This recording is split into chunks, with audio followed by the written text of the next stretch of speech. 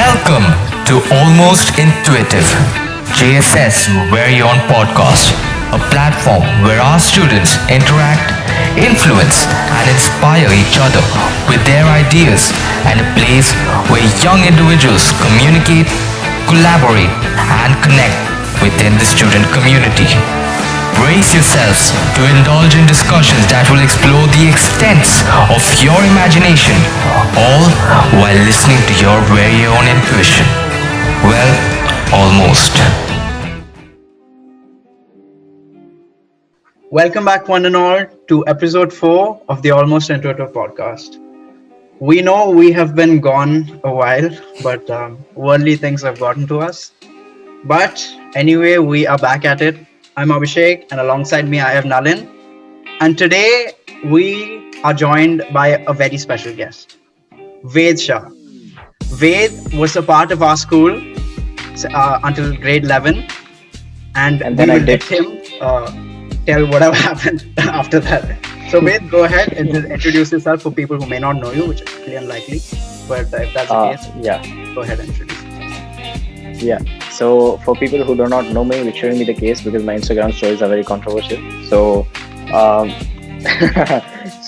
but yeah. Hi, my name is Ved, and I used to be a student of JSSPS. Um, Now I have left the school. I actually left the school a year back, and I currently study at Wellington International School, which is in Dubai itself. So yeah, that's it. I'm currently in grade 12, so last year of school. And So, guys, today we will be talking about a very interesting topic. And the topic we've chosen is that of filmmaking and how it affects culture. yes, Ved is himself a pioneer in this field, right, Ved? A lot of films. He has a lot I of films wouldn't- in his I cupboard, wouldn't- a lot of films in his shelf. And you know, I think he's absolutely the right person to talk about this. So yeah, it'll be a really exciting conversation. So shall we get into it, guys? yeah, sure, 100%. Yep. Let's get into it. All right. So I think we'll start off with a very simple prompt, very simple question. Let's ask Ved himself first. Ved, who is your favorite director and Okay. why? Anywhere, as in not specific to the Western world or Bollywood, all around the world. Yeah. Yeah. So go ahead. I mean, my favorite director has changed a lot of times, but if I talk about one right now, it would be I would have two directors, but I would like to talk about my first preference right now, and it's Alfred Hitchcock. Wow. It's simply because of the revolution that he brought to cinema and the theories that he brought with himself and the change that he brought. If you look at all his films, let me give you an example of one film, Vertigo, which came out in 1958. He introduced this camera movement, or perhaps camera technique, called the dolly zoom. So it's a very simple technique. You move the camera forwards, but at the same time you zoom out while doing so. So you are moving the camera forward with your hands, but at the same time you're zooming out. Right. So that was used to show the effect of vertigo that the character has. Ah, okay. So it So is he so was simple. simply a techniques. pioneer in his field. No, he was. Right. Yeah, Alfred Hitchcock was. I thought you were talking about me. No, I'm not. I'm not close, bro. No, was talking about I'm not. Yeah, about Hitchcock. He definitely was, and he's inspired a lot of generations to come. And I would like to talk about his theory that he formulated about surprise versus suspense, which is what made me a fan of him and made me want to know more about him. So he basically differentiates surprise and suspense by making a very simple point. So he says that surprise is when no information is given to the audience whatsoever, and something suddenly happens, and the audiences are shocked for 2 seconds, right? So he also calls it the bomb theory. So imagine there's a bomb and you're filming the scene in such a way that you directly show the bomb just blasting, and the audiences in the cinema, sitting in the cinema, have a shock for 2 seconds, like, oh my god, what happened? An example for that would be Children of Men, a film that was directed by Alfonso Cuarón. If you watch that film, there is a bomb blast scene, which is an example of surprise because it happens spontaneously and you were not anticipating it. So that is surprise. Here, in the case of surprise, the viewer has no information whatsoever. But in suspense, the viewer has all the information, but the character does not. It's like a dramatic irony. Right, right. So, using the same example of a bomb, this time you show the audience that there is a bomb. Hmm. And then what you do is you record the characters who have no idea that there is a bomb, and you interact with them. What are you doing? Why are you talking with the other characters? There's a bomb. Escape or do something about it. Right, So right. that is suspense. Got it, got it. So that's the So it's a difference. very So the theory is elaborate introduced. theory which is developed. Very interesting. Yeah. Okay, Nalin. I think I might know Yeah. this for you, but I'm gonna ask you. Who is your favorite Take a director? guess. Take a guess, Abhishek. Take a guess. It would be. Karan Johar. I think it would be Christopher Nolan, the director. Yup, it's Christopher Nolan. Actually, I Oh, have. Nalin, by the way. There you go. Oh, wow. wonderful! Amazing. The Dark Knight, a tribute. Rest in peace, Yeah. Heath Ledger. Go ahead. Nalin. Okay, I actually don't have one specific favorite director. Mhm. I love 3 directors. Okay, first one is Christopher Nolan, just because of his ideas. They're very creative, and his directing is top notch. It's amazing. Number 2 is Quentin Tarantino. One movie which I really want everyone to watch is Django Unchained. It's really good. One of his Fantastic. best movies. Yeah. And number 3 is actually a pretty recent discovery of mine. Bong Joon-ho, who directed Parasite. Parasite. And Yes. that movie is just, even though it's Korean, but the It is directing and the outstanding way in all respects. it's the cinematography and the music, everything is like, it's like this orchestra, you know. It's like sometimes Yes, it's absolutely. punchy, sometimes it's very soothing. So really love it. And one more film of Bong Joon-ho which I'll recommend is Okja. It's on Netflix, and it's Yes. about it's really good. That's also a must watch. Yeah, what about you, Abhishek?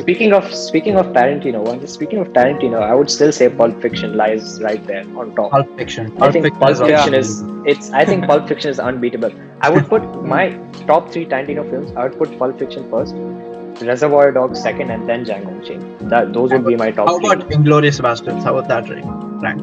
Inglourious Bastards was pretty good as well, but I think Wouldn't I would make put top. I would put Inglourious Bastards and The Hateful Eight on the same Okay. footing, on an Makes equal sense. footing. But my top 3 would be Reservoir Dogs, Pulp Fiction, and Django Unchained. I've yet to watch Reservoir Dogs. I need to watch that. That was his first film. Came out in 1992. Oh, okay. So he came in making a statement. Yeah, yes. Anyway, so I'm gonna quickly share who my favorite director is, and it's one person, and it's not because he himself is a great director, as in obviously he is, but the point is, it's this one movie he's made which has deeply affected me, and something I've deeply resonated with, and it is the movie The Shawshank Redemption. Oh, yes. It released in 1994, and the director is Frank Darabont. Yes. So he's a Hungarian American film director, and many people do not know him, but his most notable work is The Shawshank Redemption. Now, I'm going to share another fact with you. Shawshank Redemption is the highest rated IMDb movie to ever exist. Wow. Yeah, Okay. it's at what 9.2 or 3, which is the highest. 9.2, not 9.3. Wait, Nine. isn't it Dil Bechara? It's I Dil think it Bechara has is- over to. Oh, It's it the did? highest out of sympathy. Out of sympathy, it's the highest. Oh, okay. Seriously? Oh, I was not aware of that. But I think it's Yeah. at 9.5 or something. 9.5 is insane. Oh My God. I know. Anyway, let me tell you about the Shawshank Redemption. Shawshank Redemption it's the acting in the Shawshank Redemption is so powerful. Yes. It is. Have you watched it, Wade? Yeah, I have. I've watched clips. I mean, it would be really terrible to say I haven't watched it, so I will say I have watched it in clips. You watched. Okay, you watched clips. Nalan, I don't think has watched it. I have heard about it, but I'm not. Yes, I want everyone to watch that. I want you to kind of watch it in your own time, and not like as a family is what I would say.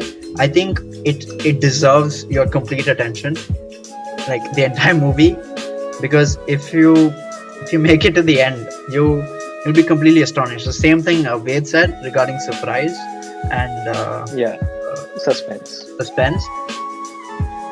It is at play. There's so many factors, but the acting at the end, you just go, wow, like I did not expect that. What was, and it'll completely blow you away.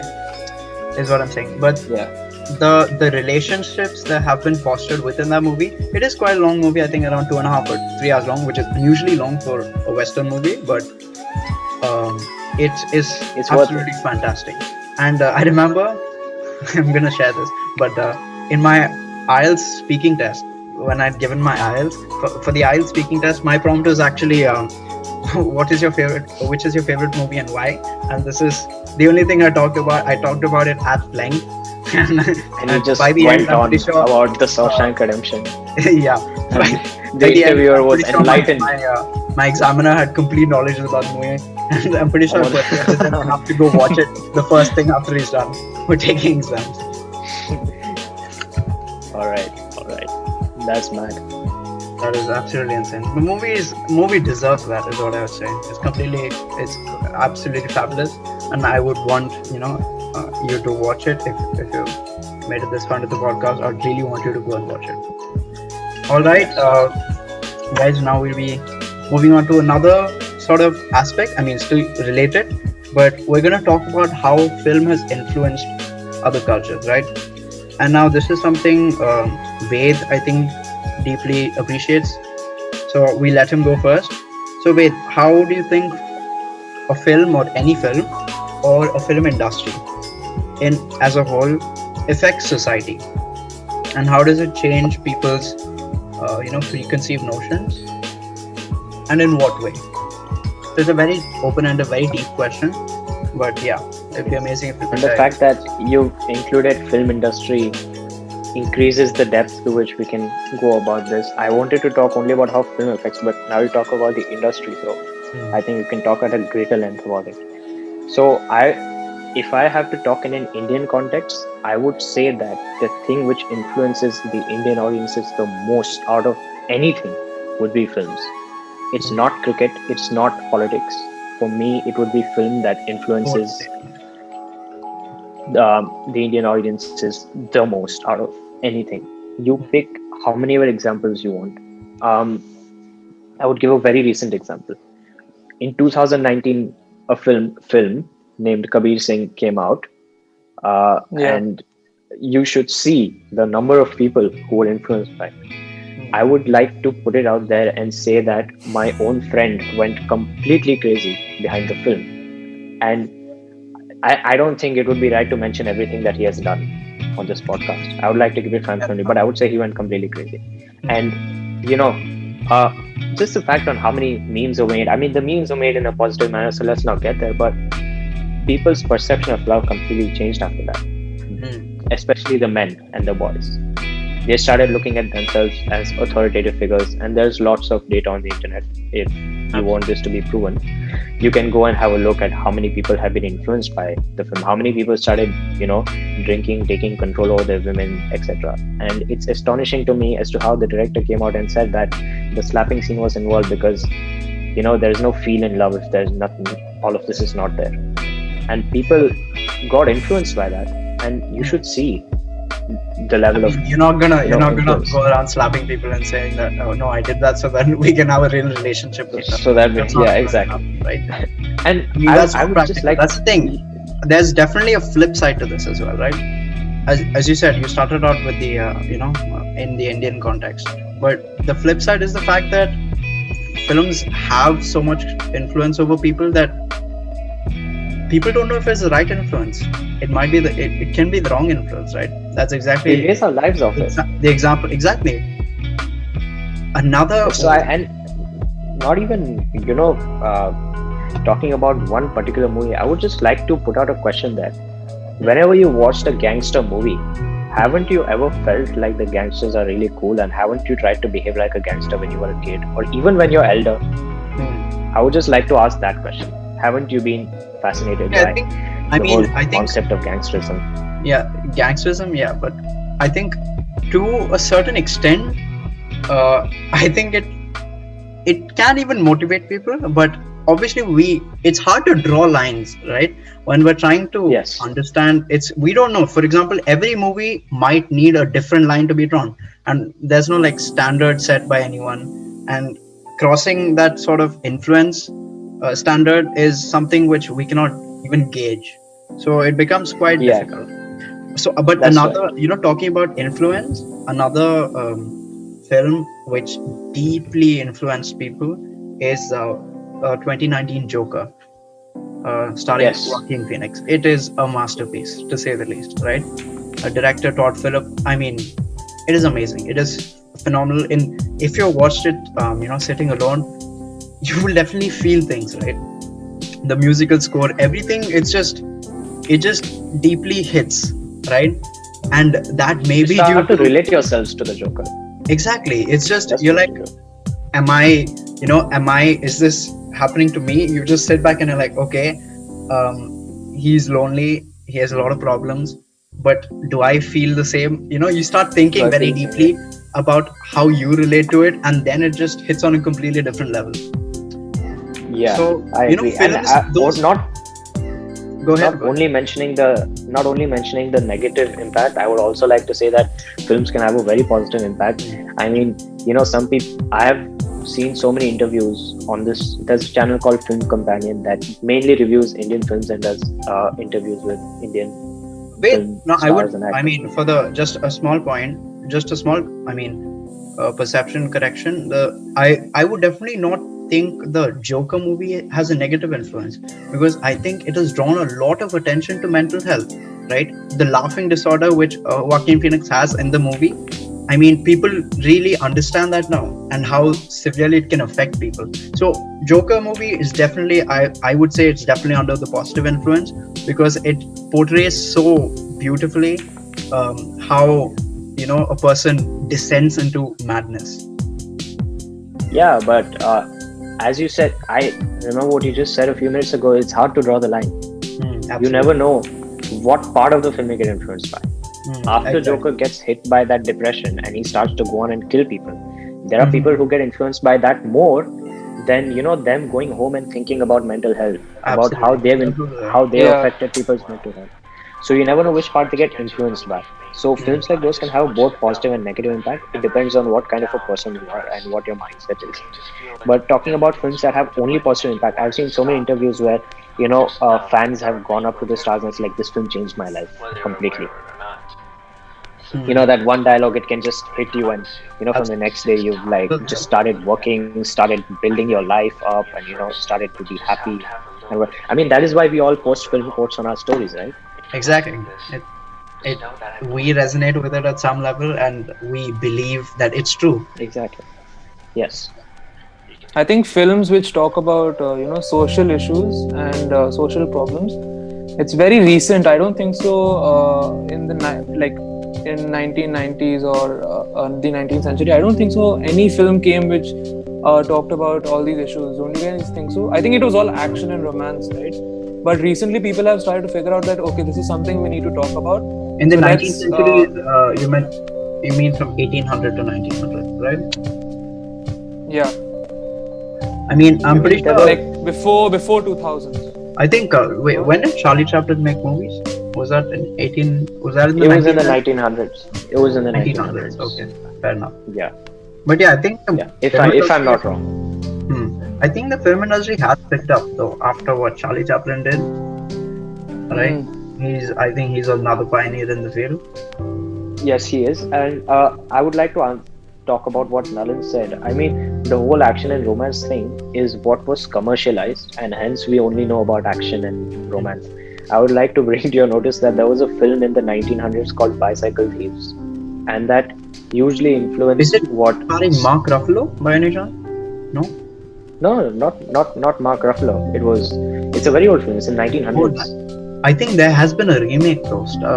If I'm not wrong, I'm not sure, but Oh, I've not heard about that, but I would like to say that Bicycle Thieves is definitely a film in the 1900s that really influenced what cinema is today. It really influenced the independent filmmakers of today. And a lot of films in the 1900s, if you look at it, they did explore humans, they did explore human nature, human culture, or whatever the culture of the country in which the film was being made.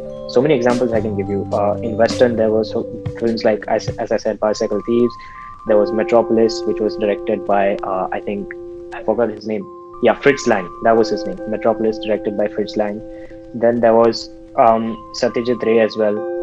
So, a lot of filmmakers who have done meaningful independent films. Absolutely. And I think maybe that another aspect to talking about how films affect people is the fact that only very radical films are commercialized, or only very mainstream topics are commercialized. For example, the romance genre, action thriller genre. I think psychological thrillers such as such as Joker, I think those have picked up only maybe in the last 3 or 4 years, right? Until then, what we've been seeing is, I mean, the stereotype for Bollywood is the fact that there's a hero, there's a heroine, and then there's a villain makes a threat, the hero beats him, that's the climax, right? That's the usual stereotype for any Bollywood movie you take it. It's become generic, right? So I mean, I think that really hinders creativity, don't you think? It's like the only thing you're talking about is action or romance. I mean, you're not going outside those topics, right? I'm specifically saying about Bollywood. Now you'll see films like which are talking on more social issues. Like Chichore was really marvelous. It was amazing. Yes. Yeah. So now you see films like that, but I mean, previously romance and action has destroyed the industry, I'd say. Destroyed? Wow, that's a severe word. But yeah, I think films owe a lot of their popularity to the famous genres of romance and action thrillers. I think that's why films have become so big as they are right now. And maybe it's even helped positively, because once films have been established so well, like the films themselves, then other genres can start coming up, So there's so many aspects to it when you try to look at it. Nalin, what do you think? Like, how does film affect or influence culture? I think it affects an individual by how you should take care of your physical appearance. Like, I think films, it shows you, like, it almost has like this aura that a hero or a heroine should be like this. This is someone who's a hero or a heroine. They should act like this. They should be like this. They should do this, and this is what makes someone cool. So I think that, and especially the youth gets really hugely impacted by this, and I think that's very sad. I mean, I don't think so that what do you think about this whole the entire body positivity movement and all that started? There was a movie which Salman Khan starred in called Tere Naam. It came out in 2003. I think it was 2003. And he had this hairstyle in that film. And after that movie released, my mom and my dad told me, every street, every house, every boy had the same hairstyle as him in the film. Another example would be Sanjay Dutt had this, I think, a mohawk sort of hairstyle. I don't know what to call it. It was like a mohawk kind of a hairstyle, and people copied it. So, looking at the film stars, people get influenced a lot on the basis of their looks. We change our clothes, we change the clothes we wear, we change the way we dress our hair, we change the way we talk. We look at different accents like, oh, this is a good way to talk, I'll talk like it. Yeah. Even your approach towards love. I mean, a lot of people who, I don't know again if it's good to mention this or not, but a lot of people who have crushes in school, the things that they go and tell their crushes, the way they approach the girls who they love, they are heavily influenced by dialogues from films and the way the stars have approached the women. It is not their natural way of approaching as themselves. Like, I as Ved won't go and tell the girl that I love, I wouldn't go and tell her my thing. If I was the Indian audience, I would pick up some dialogue from some very popular film and just throw it on there. I think So that just it proves to influenced show, everything. that just proves to show how, I mean, the extent of the influence films have, especially in Bollywood. And sometimes, we know that it can get toxic, right? It can get, Hundred it can percent. get. I mean, the negative influence we talked about was all about that. So I think, yeah, this negative influence will keep coming up in the conversation surrounding film. Yes. But yeah, another very important question I think we have to address is the fact that since each individual is different, right? And they may have seen different films at different points of their life where they have been in different emotional states. I think Yes. based on that, I think every person, or at least every movie person, will have their own movie, like their the one movie that they call their own, right? Yeah.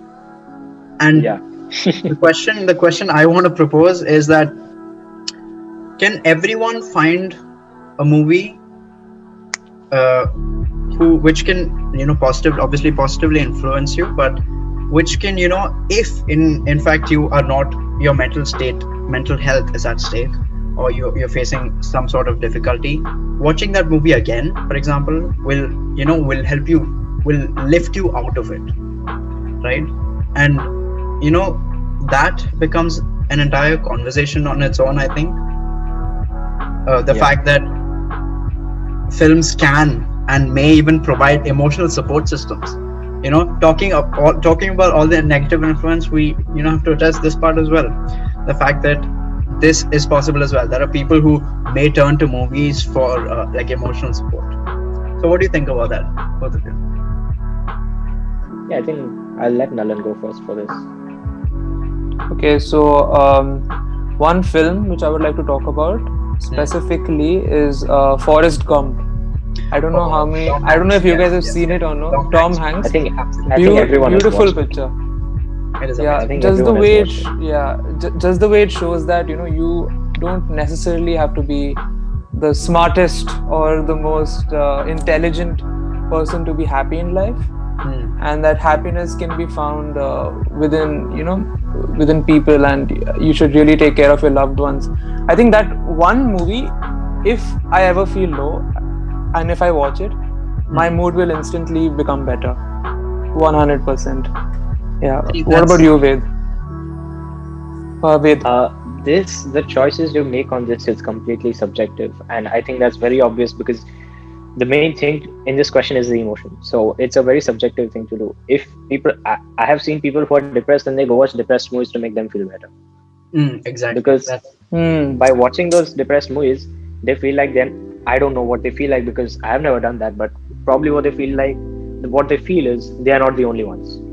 There are many people like them too, and they they begin to relate generalize them. basically. They relate and they They relate. understand. They think They relate. they can tell themselves that it's fine. Whatever I'm going through is fine. It'll all Yeah, be okay. and then they try to match their resolution to the character's resolution, the resolution that the character has opted for, and Yeah. that's what they do. Another thing that people do is watch comedy.